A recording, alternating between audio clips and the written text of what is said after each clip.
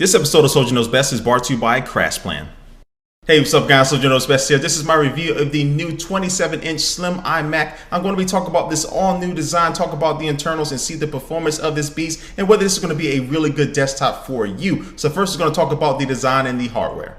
Now, the first thing people want to talk about with this new iMac is how thin it is. Now, when you look at it from the right angle, you'll see this thing basically looks like it's not even there at all. It's super slim. But when you take a look around the back, it does have a little hump there, but the rest of the internal components are. But even with that hump there, this thing is considerably thinner than the previous generation iMac. Now, one of the reasons that it is so thin is because Apple decided to get rid of the optical drive. The same thing they did with the MacBook Pros and the MacBook Air. They got rid of that optical drive, so if you're going to need to use any type of disk media, you're going to need to buy an external drive. As we take a look at the back of the iMac, you will find 4 USB 3.0 ports, 2 Thunderbolt ports, an Ethernet port, and also too, you'll find the SD card slot on the back, not on the side anymore. So there's going to be a little bit more of a hassle when you are switching out SD cards. Then also you'll find a headphone jack. Now on the front, you will find the FaceTime HD camera, which is capable of 720p HD video. Then also too, you'll find dual microphones now, which is going to be great for noise cancellation and things like that.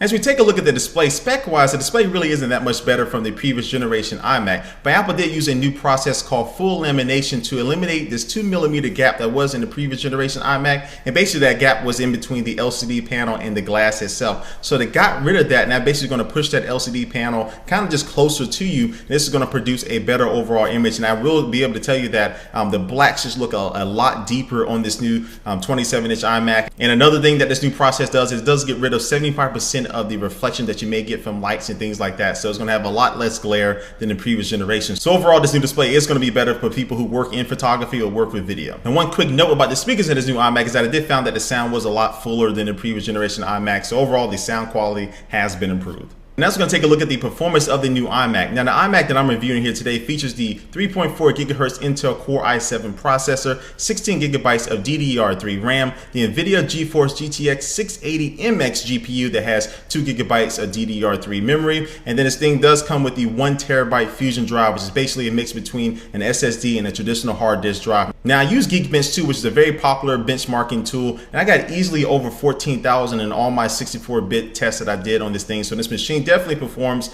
up there past some of the previous Mac Pros, and this machine really just has solid scores all the way through.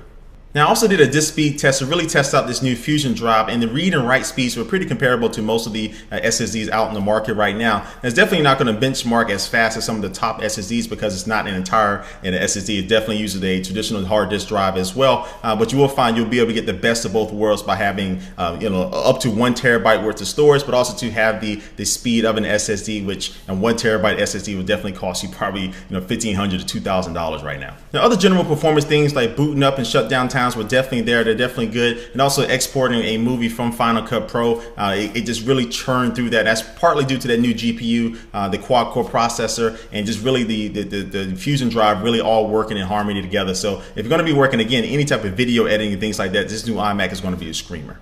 Now real quick, let me go ahead and show you some gaming on this new iMac. Now I downloaded the new Borderlands 2, which just became available in the Mac App Store, and I went ahead and put this thing on the 27-inch iMac, and I would tell you the performance is probably the best gaming performance that I ever had on a Mac itself, and that's not really saying too much compared to the PC world, but I will say the performance was good enough that if you are trying to game a little bit, this new 27-inch iMac will get you the best performance out there of any other Mac.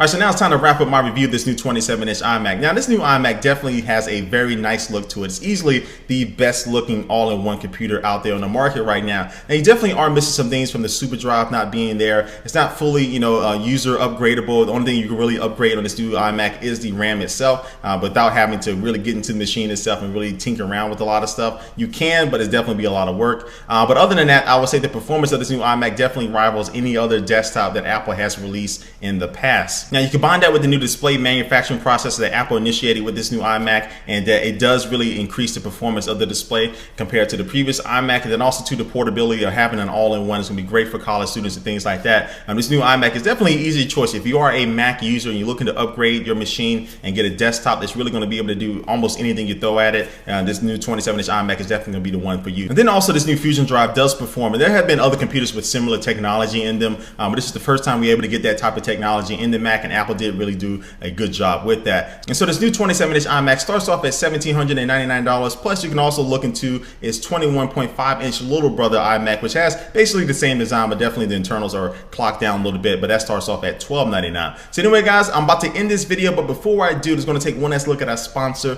for this video. Now, if you're watching this video on a computer that you don't have a regular backup plan for, you are wrong. Yes, you are wrong. Backing up can be a hassle sometimes. Sometimes you just want something that's going to be automatic, that's going to be secure, and just happens without you having to think about it or do anything. And that's where CrashPlan comes in handy. CrashPlan is a great piece of online backup software that allows you to create a super secure online backup cloud. And this works on Mac, Windows, and Linux computers. Now, backups are continuous, and you can also access that information on your cell phone or your tablet using one of CrashPlan's free mobile apps. So if you're going to go ahead and try out true unlimited storage that you can access anywhere, visit crashplan.com/soldier and start protecting your digital life with the easiest, most secure backup solution available. All right, guys, again, thanks for watching this video. Please leave a comment down below what you think about this new 27-inch iMac. Is this the desktop of your dreams, or do you hate it? Do you think it sucks? Is it overpriced crap? Anyway, just leave a comment down below with whatever you think, and I will catch you guys later. Peace.